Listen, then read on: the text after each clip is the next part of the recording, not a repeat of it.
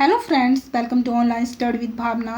Friends, Himachal G K हम district wise discuss कर रहे हैं और आज का टॉपिक जिला शिमला से रिलेटेड है। अभी तक हमने जिला हमीरपुर, ऊना, मंडी, सोलन, बिलासपुर और सिरमौर से रिलेटेड क्वेश्चंस डिस्कस किए हैं। अगर आपने वो वीडियोस नहीं देखी हैं तो वो आपको HPGK की प्लेलिस्ट में मिल जाएगी। तो चलिए आज का टॉपिक स्टार्ट करते हैं। फर्स्ट है, शिमला पहाड़ी रियासतों में सबसे बड़ी व सबसे छोटी रियासत कौन सी थी? Which was the largest and the smallest princely state among the Shimla hill state? Bushahr और रतेश। बुसहर सबसे बड़ी रियासत थी और रतेश सबसे छोटी थी। बुसहर रियासत की स्थापना की थी राजा प्रदुमन ने और अंतिम शासक थे राजा पदम सिंह। मोस्ट इम्पॉर्टेंट है क्योंकि ये शिमला पहाड़ी रियासतों में सबसे बड़ी थी, तो इसके संस्थापक और अंतिम शासक के बारे में हमें पता होना चाहिए। प्रदुमन इसके संस्थापक थे और राजा पदम सिंह इसके अंतिम शासक थे। बात करें अगर हम रतेश रियासत की, तो राजा राय सिंह ने इसकी स्थापना की थी। राजा राय सिंह एक राजा थे कर्म प्रकाश। सिरमौर रियासत के राजा थे कर्म प्रकाश, जिन्होंने नाहन शहर की स्थापना की थी। उन्हीं के भाई थे राय सिंह, जिन्होंने रतेश रियासत की स्थापना की थी। नेक्स्ट है, बुसहर रियासत के किस राजा को अजान बाहू कहा जाता था? Which king of Bushahr princely state known as Ajanbahu? राजा केहरी सिंह को। अजान बाहू इन्हें क्यों कहा जाता था? क्योंकि इनकी जब ये खड़े होते थे इनकी भुजाएं इनके घुटनों तक पहुंचती थी, इसलिए इन्हें अजान बाहू कहा जाता था। औरंगजेब ने राजा केहरी सिंह को छत्रपति की उपाधि दी थी। ये मोस्ट इम्पॉर्टेंट है, एग्जाम में बहुत बार पूछा भी गया है कि औरंगजेब ने किसे छत्रपति की उपाधि दी थी, तो राजा केहरी सिंह को। राजा केहरी सिंह ने ही रामपुर का प्रसिद्ध लबी मेला जो था उसकी शुरुआत की थी। अंतर्राष्ट्रीय स्तर का मेला है लबी मेला, जिसकी शुरुआत राजा केहरी सिंह ने की थी। नेक्स्ट है, शिमला आने वाले पहले गवर्नर जनरल कौन थे? Who was the first governor general to visit Shimla? Lord Amherst. Shimla आने वाले पहले गवर्नर जनरल थे 1827 ईस्वी में। बात करें अगर हम वाइसराय की, तो शिमला आने वाले पहले वाइसराय थे लॉर्ड कैनिंग, 1860 ईस्वी में आए थे। कुछ पंक्तियां कही थी लॉर्ड एमहर्स्ट ने कि मैं और चीन का राजा आधी मानव जाति पर राज करते हैं। अगर इस तरह से पूछा जाए कि पंक्तियां किसकी थी कि मैं और चीन का राजा जो है वो आधी मानव जाति पर राज करते हैं, तो ये लॉर्ड एमहर्स्ट ने कहा था। नेक्स्ट है, शिमला शहर की खोज सर्वप्रथम किसके द्वारा की गई? Who first discovered the city of Shimla? Lieutenant Ross के द्वारा। शिमला पहाड़ी रियासत के पहले असिस्टेंट पॉलिटिकल एजेंट थे लेफ्टिनेंट रोज। उन्होंने 1819 में शिमला की सर्वप्रथम खोज की थी। ये पॉलिटिकल एजेंट थे शिमला पहाड़ी रियासत के। इन्होंने 1819 ईस्वी में शिमला शहर की खोज की थी और एक लकड़ी का कॉटेज भी इन्होंने बनाया था। शिमला शहर का नामकरण जो है श्यामला देवी के नाम पर हुआ है। भगवती काली का रूप है श्यामला देवी, जिनके नाम पर शिमला शहर का नामकरण हुआ है। नेक्स्ट है, शिमला किस वर्ष हिमाचल प्रदेश की राजधानी बनी? In which year Shimla become the capital of Himachal Pradesh? 1966 में शिमला हिमाचल प्रदेश की राजधानी बनी। नेक्स्ट है, एक सुंदर पर्वतीय पर्यटन स्थल के रूप में शिमला की खोज सबसे पहले किसने की थी? Who was the first to discover Shimla as a beautiful hill tourist destination? Major Kennedy ने जो है एक सुंदर पर्वतीय पर्यटन स्थल के रूप में शिमला की खोज की थी। शिमला में पहला पक्का मकान भी मेजर कैनेडी ने बनवाया था 1822 में, जिसे कैनेडी हाउस के नाम से जाना जाता है। कैनेडी हाउस पूरा नाम मेजर कैनेडी का था Charles PAT Kennedy. Okay, next है, भारतीय राष्ट्रीय कांग्रेस का संस्थापक A.O. ह्यूम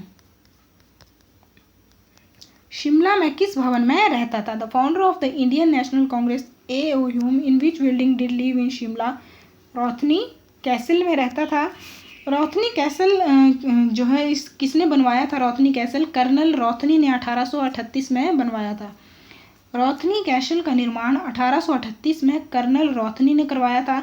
बाद में 1843-44 में यहाँ पे शिमला बैंक कॉरपोरेशन की शुरुआत हुई, जो 1851 में बंद हो गया और बैंक के ही कर्मचारी ने इसे खरीद लिया। तो किसका निवास स्थान हुआ करता था? रोथनी कैसल भारतीय राष्ट्रीय कांग्रेस के संस्थापक A.O. ह्यूम का। नेक्स्ट है, कॉम्बरमेयर पुल किस जिले में स्थित है? In which district Combermere bridge located? District Shimla में है। 1828 में इसका निर्माण हुआ था। लॉर्ड कॉम्बरमेयर ने इस पुल का निर्माण करवाया था और 1971 1972 में इसका पुनः निर्माण करवाया गया और लकड़ी को हटाकर आधुनिक तरीके से इसका निर्माण करवाया गया। नेक्स्ट है, शिमला के रिज मैदान पर क्राइस्ट चर्च की नींव किसने रखी? Who laid the foundation of Christ Church on the ridge maidan of Shimla? Daniel Wilson ने 1844 में रखी। 1857 में ये चर्च जो है बन के तैयार हुआ, लेकिन इसकी नींव जो है वो 1844 में रखी गई। राजधानी का हिमाचल की राजधानी शिमला का ताज कहा जाता है क्राइस्ट चर्च को। मेरठ का जो सेंट जॉन चर्च है उसके बाद उत्तरी भारत का दूसरा सबसे पुराना चर्च है क्राइस्ट चर्च, जो रिज मैदान में है, और ये बन के तैयार हुआ था 1857 में। इसमें एक घड़ी भी लगी हुई है जो कब लगवाई गई थी? 1860 में। चर्च के स्तंभ पर एक विशाल घड़ी लगी हुई है जिसे 1860 ईस्वी में लगवाया गया। नेक्स्ट है, शिमला भारत की ग्रीष्मकालीन राजधानी किसके प्रयास से बनी? शिमला ब्रिटिश भारत की ग्रीष्मकालीन राजधानी किसके प्रयास से बनी थी? Due to whose effort Shimla become the summer capital of British India. यहाँ पे ब्रिटिश होगा, British India. Sir John Lawrence के प्रयासों से 1864 में शिमला जो है ये ग्रीष्मकालीन राजधानी बनी थी। और कब से कब तक रही थी? 1864 से 1947 तक। मोस्टली एग्जाम में ये रिपीट होता रहता है कि कब जो है ग्रीष्मकालीन राजधानी बनी, तो 1864 में किसके प्रयास से? सर जॉन लॉरेंस के। और कब तक रही? 1947 तक। नेक्स्ट है, शिमला का पहला बैंक कौन सा था? विच was the first bank of Shimla? Alliance bank of Shimla ये शिमला का पहला बैंक था और इसका गठन 1874 में किया गया। 1874 में अलायंस बैंक ऑफ शिमला का गठन हुआ था। ये डेट भी मोस्ट इम्पॉर्टेंट है। नेक्स्ट है, शिमला नगर निगम की स्थापना कब हुई थी? When was Shimla municipal corporation established? Shimla नगर निगम की स्थापना हुई थी 1852 में। ये भी मोस्ट इम्पॉर्टेंट है। शिमला नगर निगम हिमाचल प्रदेश का सबसे पुराना नगर निगम है जिसकी स्थापना 1852 में हुई थी। नेक्स्ट है, शिमला 1942 से 1945 तक किस प्रवासी सरकार का मुख्यालय था? Shimla was the headquarters of which expatriate government from 1942 to 1945? Burma का मुख्यालय था शिमला 1942 से 1945 तक। नेक्स्ट है, bishop cotton school most important है। बिशप कॉटन स्कूल शिमला की स्थापना कब हुई? When was bishop cotton school Shimla established? 1859 में। 28 जुलाई, पूरी डेट याद होनी चाहिए। 28 जुलाई 1859 में बिशप कॉटन स्कूल की स्थापना हुई, लेकिन विद्यार्थियों के लिए खोला गया 1863 में। स्थापना हुई थी 1859 में, 28 जुलाई 1859 में, लेकिन विद्यार्थियों के लिए खोला गया 1863 में। किसने इसकी स्थापना की थी? बिशप जॉर्ज एडवर्ड कॉटन ने इसकी स्थापना की थी। नेक्स्ट है, गांधी जी शिमला प्रथम बार कब आए? When did Gandhi ji come to Shimla for the first time? Most important है। 1921 में, 1921 में गांधी जी शिमला प्रथम बार आए। पूरी डेट हमें पता होनी चाहिए, कई बार एग्जाम में पूरी डेट पूछी जाती है कि 12 मई को आए, 11 को, 10 को। तो 12 मई 1921 को लॉर्ड रीडिंग से मिलने जो है महात्मा गांधी शिमला पहली बार आए थे। गांधी जी शिमला लगभग 10 बार आए और जब भी वो आए किसी विशेष उद्देश्य से आए जो एग्ज़ाम पॉइंट ऑफ व्यू से मोस्ट इम्पॉर्टेंट है। तो एक बार हम देख लेते हैं। पहली बार 12 मई 1921 को किसके साथ आए थे? ये भी एग्जाम में पूछा जाता है। मदन मोहन मालवीय, लाला लाजपत राय के साथ आए। कहाँ पे वो ठहरे जब पहली बार आए थे? शांति कुटीर, समर हिल शांति कुटीर में वो ठहरे। और जब वो पहली बार आए तो उन्होंने कौन से मैदान में भाषण दिया था? ये मोस्ट इम्पॉर्टेंट है। ईदगाह मैदान में उन्होंने भाषण दिया था। किससे मिलने आए थे? लॉर्ड रीडिंग से मिलने आए थे। गांधी जी शिमला पहली बार 12 मई 1921 को आए मदन मोहन मालवीय और लाला लाजपत राय के साथ। समर हिल शांति कुटीर में वो ठहरे। ईदगाह मैदान में उन्होंने भाषण दिया और लॉर्ड रीडिंग से वो मिलने आए थे। दूसरी बार वो 13 मई 1931 में आए। 1931 में वो 3 बार आए थे।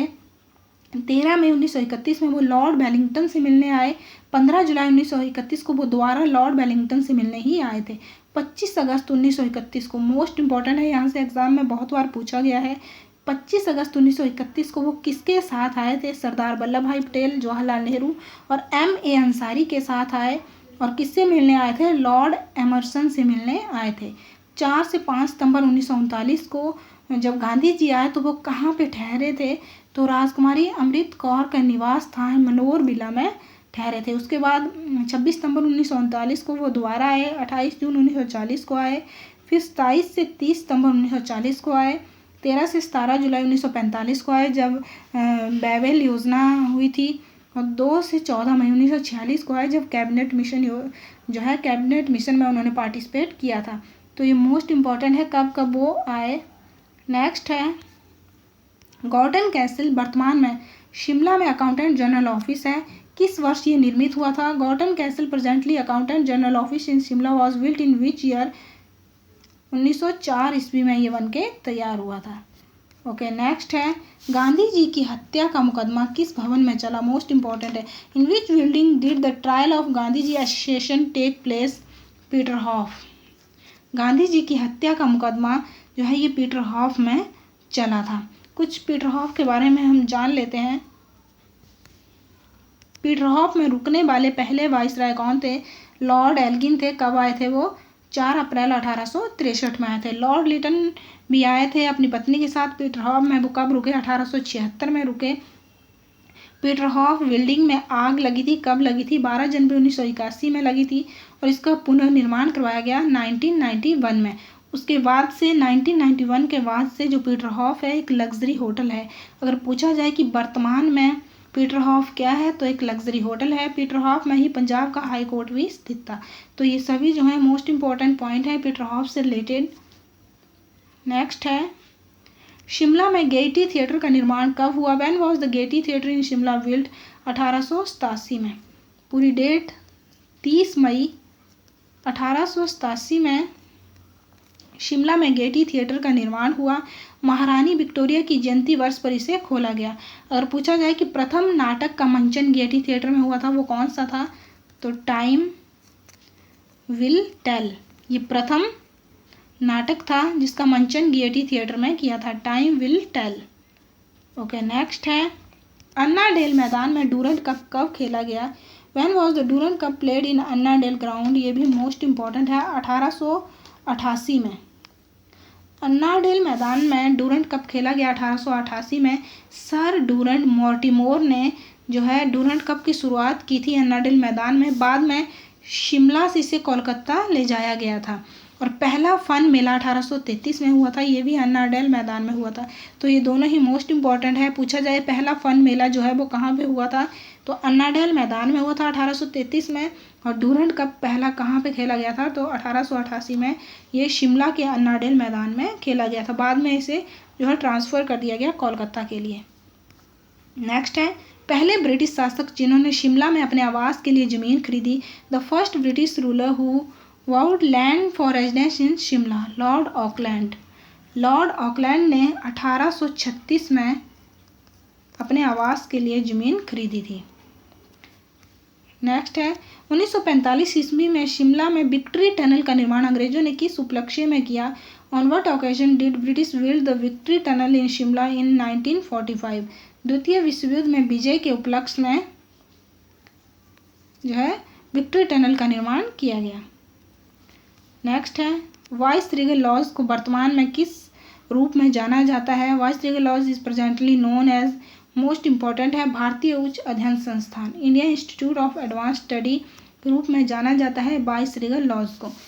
लॉर्ड डफरिन के समय ऑब्जर्वेटरी हिल पर 1888 में वाइस रीगल जो लॉज है वो तैयार किया गया था। कब? 1888 में। कौन सी हिल पर? ऑब्जर्वेटरी हिल पर। ऑब्जर्वेटरी हिल पर 1888 में वाइस रीगल लॉज जो है लॉर्ड डफरिन के समय तैयार किया गया था। 1947 में वाइस रीगल लॉज जो है वो किस नाम से जाना जाता था? राष्ट्रपति निवास। तो इस तरह से भी पूछा जा सकता है कि राष्ट्रपति निवास जो है किसे कहा जाता था? वाइस रीगल लॉज को ही राष्ट्रपति निवास कहा जाता था 1947 में। 1965 में इसका नाम बदल दिया गया और इसका नाम क्या रखा गया, भारतीय उच्च अध्ययन संस्थान, Indian Institute of Advance study. तो वाइस तरह के लॉज भी मोस्ट इम्पॉर्टेंट है। इसका निर्माण कब हुआ था, 1888 में हुआ था। लॉर्ड डफरिन के टाइम हुआ था। ऑब्जर्वेटरी हिल पर स्थित है। राष्ट्रपति निवास के नाम से भी इसे जाना जाता था और 1965 के बाद इसे भारतीय उच्च अध्ययन संस्थान कहा जाता है, Indian Institute of Advance study. Okay, next है हिमाचल प्रदेश उच्च न्यायालय शिमला में कहाँ स्थित है। Where is high court of Himachal Pradesh located in Shimla, Robinswood में है।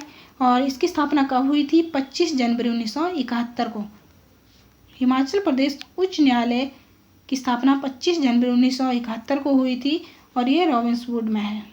नेक्स्ट है हिमाचल प्रदेश के मुख्यमंत्री का सरकारी आवास कहाँ स्थित है। Where is the official residence of the chief minister of Himachal Pradesh located Oakover. Oakover historical building है जो कि मुख्यमंत्री का सरकारी आवास है। लेकिन पहले किसका आवास स्थान हुआ करता था, इस तरह से पूछा जा सकता है।